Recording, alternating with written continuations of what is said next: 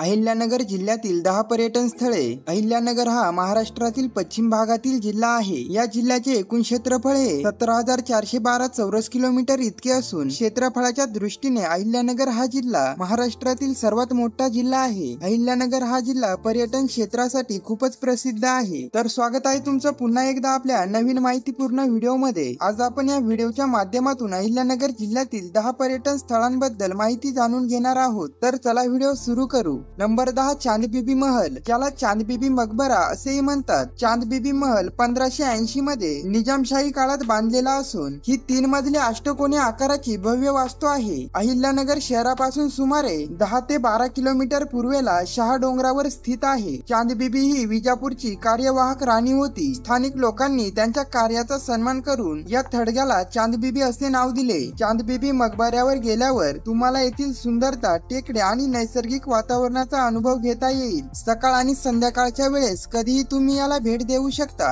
चांदबिबी महल ही अहिल्यानगर जिल्ह्यातील एक जुनी वास्तू आहे, जी की इतिहासप्रेमी पर्यटकांना आकर्षित करते। नंबर 9 अहमदनगर किल्ला, ज्याला भुईकोट किल्ला म्हणून ओळखले जाते। अहमदनगर हा एक महत्त्वाचा ऐतिहासिक किल्ला आहे। मालिक अहमद निजाम शहा यांनी 1490 मध्ये या किल्ल्याची बांधणी सुरू केली। हा किल्ला अंडाकृती असून त्याच्या सभोवताल एक खोल खंदक आहे, ज्यामुळे तो अधिकच सुंदर बनतो। मुघल, मराठा आणि ब्रिटिश राजवटीत या किल्ल्याचा उपयोग तुरुंग म्हणून केला जायचा। 1942 च्या छोडो भारत आंदोलनादरम्यान पंडित जवाहरलाल नेहरू, सरदार वल्लभभाई पटेल आणि मौलाना आझाद यांसारख्या अनेक नेत्यांना येथे नजरकैदेत ठेवण्यात आले होते। नंबर 8 हरिश्चंद्रगड। हरिश्चंद्र हा अहिल्यानगर जिल्ह्यातील अकोले तालुक्यात सह्याद्री डोंगर रांगेत आहे। हरिश्चंद्रगड हा एक प्राचीन किल्ला असून तो इसवी सन 6व्या शतकातील माळवेचा राजा हरिश्चंद्र याने बांधला। या गडावर प्राचीन मंदिरे, लेण्या आणि पाण्याच्या टाक्या आहेत, जे त्या काळातील स्थापत्य कलेची साक्ष देतात। गडावर हरिश्चंद्रेश्वर मंदिर, केदारेश्वर मंदिर, कोकणकडा आणि तारामती शिखरावरील लेण्या आहेत। हरिश्चंद्रगडाच्या सभोवताली घनदाट जंगल आणि डोंगर आहेत, ज्यामुळे हा परिसर जैवविविधतेने समृद्ध आहे। नंबर 7 रंधा धबधबा। रंधा धबधबा हा अहिल्यानगर जिल्ह्यातील अकोले तालुक्यातील भंडारदरा या प्रसिद्ध पर्यटन स्थळापासून सुमारे 10 किलोमीटर अंतरावर असून हा धबधबा प्रवरा नदीवर आहे। ही नदी डोंगर रांगांमधून प्रवास करते, त्यानंतर रंधा येथे सुमारे 50 मीटर उंचावरून कोसळते, त्यामुळे हा धबधबा तयार होतो। पावसाळ्यात जेव्हा प्रवरा नदीला भरपूर पाणी येते, तेव्हा हा धबधबा त्याचं खरं रौद्र रूप दाखवतो। रंधा धबधब्याजवळच घोरपडा देवीचे एक प्राचीन मंदिर आहे। या धबधब्याला भेट देण्यासाठी सर्वोत्तम वेळ जून ते ऑक्टोबर दरम्यान, कारण या धबधब्याचे सौंदर्य तेव्हाच पाहायला मिळते।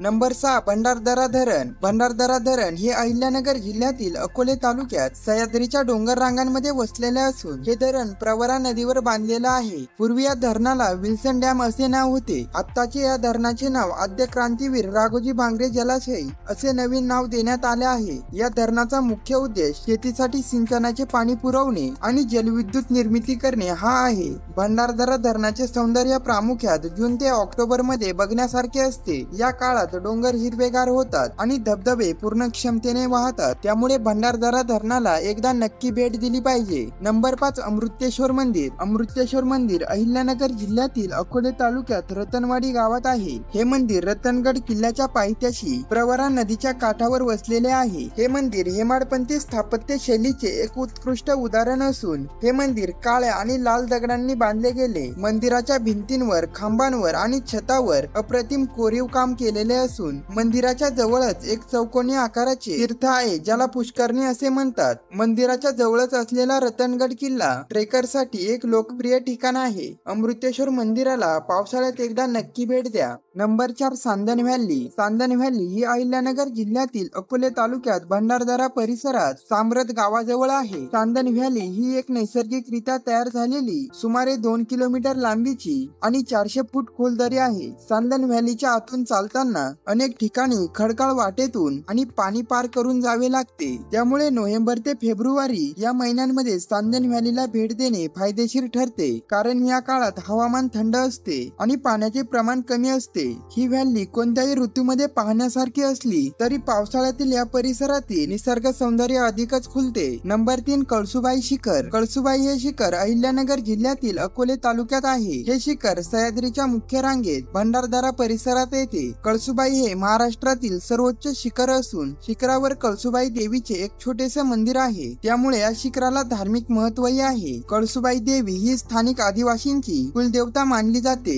तिच्या नावावरूनच शिखराला कळसुबाई हे नाव पडले. शिखरावरून आजूबाजूच्या डोंगर रांगांचे, भंडारदरा धरणाचे आणि अनेक लहान मोठ्या शिखरांचे सुंदर दृश्य दिसते. शिखरावर चढण्यासाठी काही ठिकाणी लोखंडी शिड्या लावल्या आहेत, त्यामुळे चढाई करणे सोपे होते. पावसाळ्यात जून ते सप्टेंबर मध्ये हा परिसर संपूर्ण हिरवागार होतो, त्यामुळे येथे एकदा नक्की भेट द्या. नंबर 2 शनी शिंगणापूर. शनी शिंगणापूर हे अहिल्यानगर जिल्ह्याच्या नेवासा तालुक्यात स्थित असलेलं एक प्रसिद्ध तीर्थक्षेत्र आहे. शनी शिंगणापूर अहिल्यानगर शहरापासून सुमारे 35 किलोमीटर अंतरावर आहे. शनी शिंगणापूर हे ठिकाण शनिदेवाच्या मंदिरासाठी प्रसिद्ध आहे. शनी शिंगणापूरचे वैशिष्ट्य म्हणजे शनिदेवाची कोणतीही मूर्ती नसून येथे एक नैसर्गिक शिळा असून ही शिळा एका उघड्या चौथऱ्यावर ठेवली आहे. देव आहे पण देऊळ नाही, असे या देवाबद्दल वैशिष्ट्य आहे. येथील चमत्कार म्हणजे गावातील कोणत्याही घराला दरवाजे नाहीत. अशी मान्यता आहे की या गावात चोरी किंवा इतर गैरव्यवहार होत नाहीत. शनिवारी किंवा अमावस्याच्या दिवशी येथे विशेष गर्दी असते. नंबर 1 शिर्डी. शिर्डी हे अहिल्यानगर जिल्ह्यातील राहाता तालुक्यात असलेलं एक प्रमुख तीर्थक्षेत्र आहे. हे गाव साईबाबांच्या वास्तव्याने आणि चमत्कारांमुळे जगभरात प्रसिद्ध झाले आहे. 1918 मध्ये साईबाबांनी समाधी घेतली. त्यांची समाधी ज्या ठिकाणी आहे त्या ठिकाणी एक भव्य मंदिर उभारण्यात आले आहे, जे आज लाखो भाविकांसाठी श्रद्धास्थान बनले आहे. शिर्डीला वर्षभर कधीही भेट देता येते. गुरुवारी आणि सुट्टीच्या दिवशी येथे भाविकांची मोठी गर्दी असते. तर मित्रांनो, आज आपण अहिल्यानगर जिल्ह्यातील 10 पर्यटन स्थळांबद्दल माहिती जाणून घेतली आहे. या 10 पर्यटन स्थळांव्यतिरिक्त अहिल्यानगर जिल्ह्यामध्ये अनेक पर्यटन स्थळ आहेत, ज्यांचा उल्लेख आपण या व्हिडिओमध्ये केला नाही. तर तुम्ही यापैकी कोणत्या पर्यटन स्थळाला भेट देणार आहात ते आम्हाला कमेंट करून नक्की सांगा.